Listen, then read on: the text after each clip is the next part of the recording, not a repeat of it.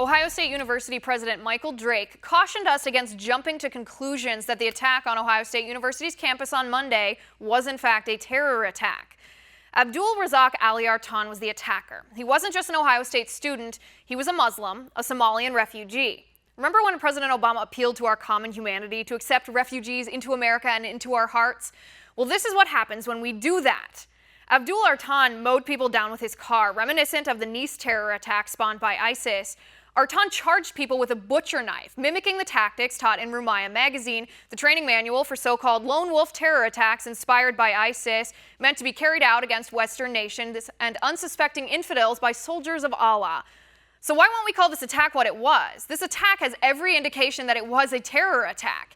It was premeditated. The attacker was eerily quiet and calm. He posted on Facebook hours before the attack praising the radical al-Qaeda cleric Anwar al-Awlaki, condemning America for allegedly attacking Muslim nations around the world. Why are we pretending we don't know his motive? Makes you wonder if 9/11 had happened in today's rapidly politically correct culture, would we even say Osama bin Laden was a radical Islamist terrorist? This guy, though, Abdul Razak Ali Artan, he told Ohio State University's student newspaper, The Lantern, "I'm Muslim," he said. "It's not what the media portrays me to be."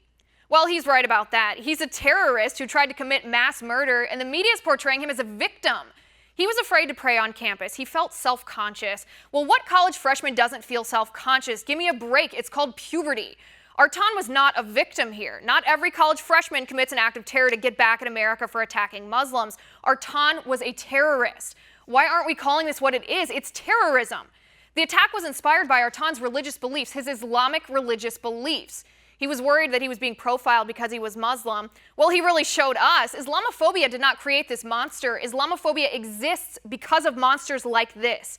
Terrorists who pretend to be moderate Muslims who live among us, and then without warning, they try to commit mass murder with a 1.5-ton vehicle and a giant machete.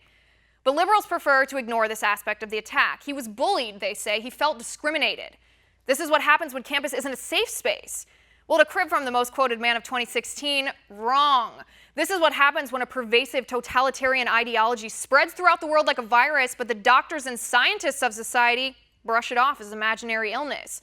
Do we need another Nice attack here in America to bring the reality home to us? If Artan had succeeded in killing 11 people instead of just injuring them, would that convince liberals that this was Islamist terrorism? Do we need another lone wolf ISIS-inspired terrorist who hates America to actually succeed in his wild murderous plot before we'll say it? Or would liberals just prefer to talk about guns? And that's my final point tonight. You can reach me on Twitter at Liz_Wheeler. You know by now I read all your tweets. Also, if you like the show, please send me an email at oann.com/contact. Remember, we're coming to you every night at 9 p.m. Eastern now, so don't miss us tomorrow at 9. And until then, have a good night.